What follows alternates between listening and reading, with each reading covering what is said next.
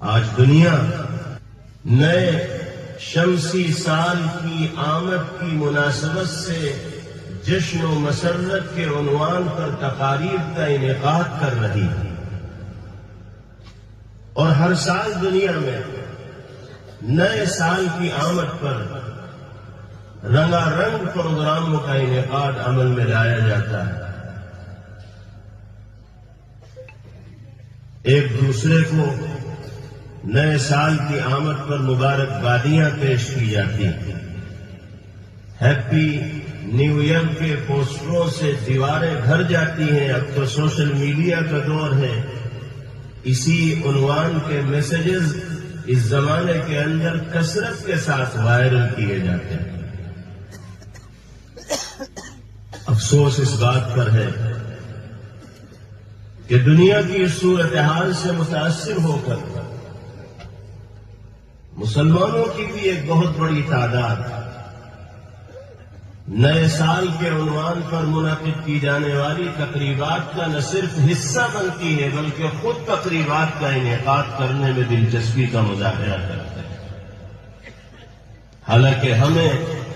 اسلامی نقطہ نظر سے یہ معلوم ہونا چاہیے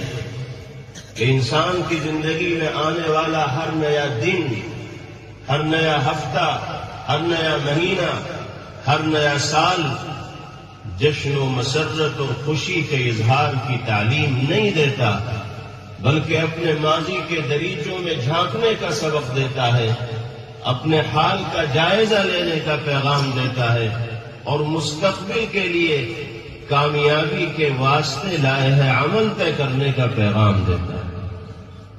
انسان کی زندگی کے جتنے لمحات گزرتے ہیں، جتنے مہینے گزرتے ہیں، جتنے سال گزرتے ہیں، وہ موت سے قریب ہوتا ہے اور زندگی سے دور ہوتا ہے۔ چکی اور چرخی چل رہی ہے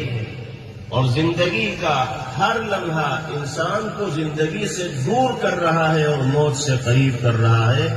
موت سے قریب ہونے پر موت کے لیے تیاری کی جاتی ہے، جشن و مسرت اور خوشی کا اظہار نہیں کیا جاتا۔ سرکار دو عالم جناب محمد الرسول اللہ صلی اللہ علیہ وسلم